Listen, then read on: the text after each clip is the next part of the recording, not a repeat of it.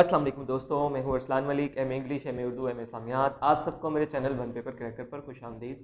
जैसा कि आप देख रहे हैं कि मैं पोस्ट ऑफिस के जो पेपर्स हैं वो डेली बेसिस पे अपलोड कर रहा हूँ और उसी में से जो है मोस्टली क्वेश्चंस भी आ रहे हैं और जो लोग यहाँ से वीडियोस देखकर जा रहे हैं और इसके अलावा नोट्स ले रहे हैं मुझसे, तो उनके बाद में मैसेज भी आ रहे हैं कि सर हमारा पेपर आपकी वजह से बहुत अच्छा हो गया। तो आज जो है मैं जो 16 तारीख को पोस्टल क्लर्क का पेपर हुआ है, ये जो पोस्टल क्लर्क का पेपर है मुल्तान में है, 2 दिन हुआ है, एक 15 को हुआ है, 15 वाला मैंने अपलोड कर दिया है। आज 16 वाला हम अपलोड करेंगे जो 16 तारीख को हुआ है।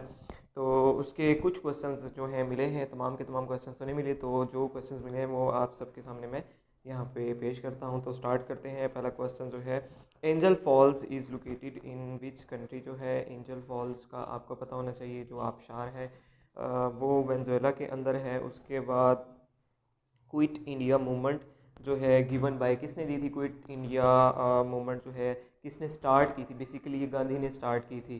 तो गांधी कहता था, अब जो ब्रिटिशर्स हैं उनको कहता था कि आप लोग जो हैं वो बरे सगीर को छोड़ें, यानी कि क्विट कर दें। तो उस वक्त मतलब उसको इंडिया के नाम से कि क्विट इंडिया, इंडिया को छोड़ दें। तो ये मूवमेंट चलाई थी गांधी ने ब्रिटिशर्स के खिलाफ। और इसके बरक्स जो है फिर जो हमारे कायदे आज़म थे वो आए थे, उन्होंने कहा कि डिवाइड एंड क्विट होना चाहिए। मतलब कि ऐसा ना हो कि जो ब्रिटिशर्स हैं वो सिर्फ हम लोगों को छोड़ के ऐसे ही चले जाएं कि जाओ खुद ही हुक्मरानी करो, हिंदू मुस्लिम और सिख जो हैं वो फिर आपस में लड़ लड़ के पागल हो जाएं। तो इसलिए जिन्ना ने कहा था कि डिवाइड एंड क्विट, कि पहले हमें तकसीम करो यानी कि पाकिस्तान अलग बनाओ, उसके बाद आप लोगों ने क्विट करना है, फिर आपने जाना है। तो ये ऐसे मूवमेंट्स चलती चलती फिर पाकिस्तान और इंडिया जो है वो आज़ाद हुए थे। तो महात्मा गांधी ने ये दिया था क्विट इंडिया मूवमेंट। उसके बाद देखते हैं, atom made up of how many particles. 3 particles जो हैं वो उनसे एटम बनता है। तो उसके बाद क्वेश्चन देखते हैं, isotopes have same number of protons. फिर आया हुआ था, can you dash this book to your uncle. अब ये यहाँ पे प्रपोजिशन आई हुई थी, can you dash this book. अगर होता ना टू मी तो फिर यहाँ पे लगता ब्रिंग, ब्रिंग का ऑप्शन भी वहाँ दिया हुआ था। अब ये है टू यूर अंकल, तो होगा यहाँ पे टेक, तो इसका टेक जो है वो करेक्ट जो है वो ऑप्शन है।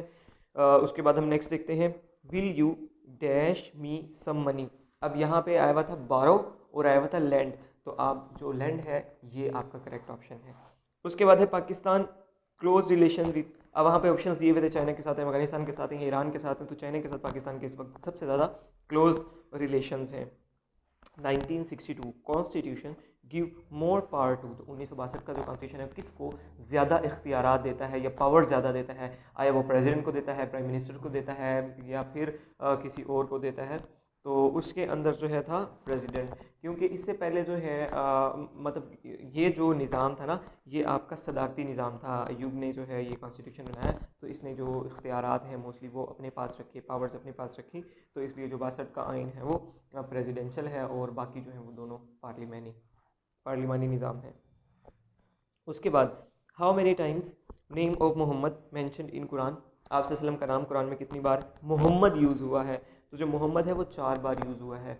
और अगर आ जाता कि अहमद कितनी बार यूज़ हुआ है, तो 1 बार। ये रिपीटेड क्वेश्चन हैं, पहले मेरे वाली वीडियोस में, मतलब कि पहले वाले पोस्टल क्लर्क के या यूडीसी के या किसी इस तरह के सॉर्टर वाटर के पेपर में ना ये क्वेश्चन आ चुके हैं, तो इसलिए ये इंपॉर्टेंट क्वेश्चन हुआ। उसके बाद है, लास्ट सजदा इन कुरान इन विच सूरा। तो कुरान पाक में जो है जो आखिरी सूरत है वो कौन सी है जिसके अंदर, अभी देखो लास्ट जो कल पेपर अपलोड किया था उसमें आया था कि लास्ट सिपारा जो है उसके अंदर कितनी सूरतें हैं, वो 37 मैंने बताई थी। तो आज आ गया कि लास्ट सजदा जो है वो कौन सी सूरत के अंदर है, तो वो सूरह अलग के अंदर है। नेक्स्ट क्वेश्चन है, विच नमाज इज़ ऑफर्ड फॉर रेन। मतलब जब बारिश की दुआ की जाती है तो वो कौन सी नमाज है जो पढ़ी जाती है? तो उसे हम कहते हैं नमाज इस्तिस्का। इस्तिस्का पढ़ी जाती है बारिश के लिए। All Indian Muslim league was founded in. तो ये हुई थी जनाब ढाका में, सॉरी कहाँ पे, इन ढाका में फाउंड हुई, और इसकी डेट भी पूछी हुई थी उन्होंने, तो डेट भी साथ थी 1906 में। मतलब ये 2 क्वेश्चन थे बेसिकली जो है ना, ऑल इंडिया मुस्लिम लीग के 3 क्वेश्चन उन्होंने पूछे हुए थे, तीसरा क्वेश्चन हमें मिला नहीं है। तो बस 2 क्वेश्चन जो है वो मैंने आपको बता दिए कि एक कब फार्म हुई 1906 में, 30 दिसंबर 1906 को, और एक कहाँ फार्म हुई, तो ढाका के अंदर जो है ये फार्म हुई थी। तो उसके बाद हम देखते हैं नेक्स्ट क्वेश्चन हमारा है, who translated Quran in Persian language. तो ये भी पहले किसी वीडियो में मैंने बताया हुआ है। तो पर्शियन फ़ारसी के अंदर जो है वो शाह वलीउल्लाह ने ट्रांसलेट किया था फर्स्ट टाइम कुरान को। उसके बाद है इंजील वॉज रिवील्ड।